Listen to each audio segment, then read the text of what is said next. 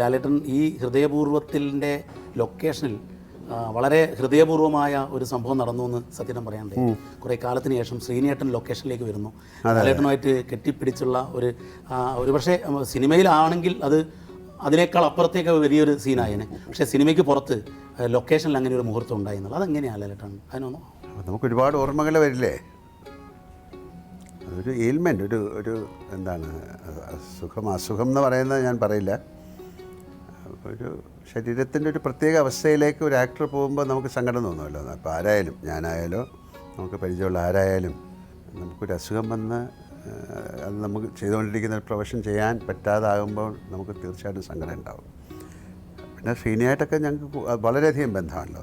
ഞാനും സത്യേട്ടനും ശ്രീനിവാസ് എന്ന് പറയുന്നത് ഒരുപാട് നല്ല സിനിമകൾ, അല്ലെങ്കിൽ കേരളത്തിലെ മലയാളികൾക്ക് എപ്പോഴും മനസ്സിൽ ആലോചിക്കാവുന്ന, അല്ലെങ്കിൽ അവർ ആഗ്രഹിക്കുന്ന, അതുപോലെ കാണാൻ വീണ്ടും വീണ്ടും ആഗ്രഹിക്കുന്ന സിനിമകൾ ഉണ്ടാക്കിയതാണല്ലോ. അപ്പോൾ അതിലേക്ക് ശ്രീനി പെട്ടെന്ന് സുഖമില്ലാതായി മാറിയിട്ട് അതിന് പറ്റുന്നില്ല എന്ന് പറയുമ്പോൾ ഞങ്ങൾക്ക് എല്ലാവർക്കും ഒരു സങ്കടം ഉണ്ടാവും. വന്ന സമയത്ത് രണ്ടുപേരും കെട്ടിപ്പിടിച്ച് വളരെ ഇമോഷണലായിട്ടുള്ളൊരു ഇതായിരുന്നു എന്നാണ്.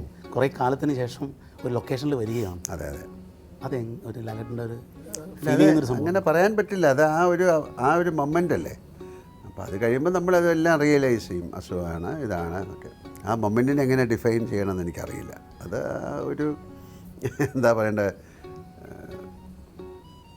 ഈശ്വരനോട് പ്രാർത്ഥിക്കുക എന്ന് പറയാനേ പറ്റുള്ളൂ. അദ്ദേഹത്തിനെ വീണ്ടും നമുക്ക് പഴയ ശ്രീനിയെ കാണണേ എന്ന് പ്രാർത്ഥിക്കും.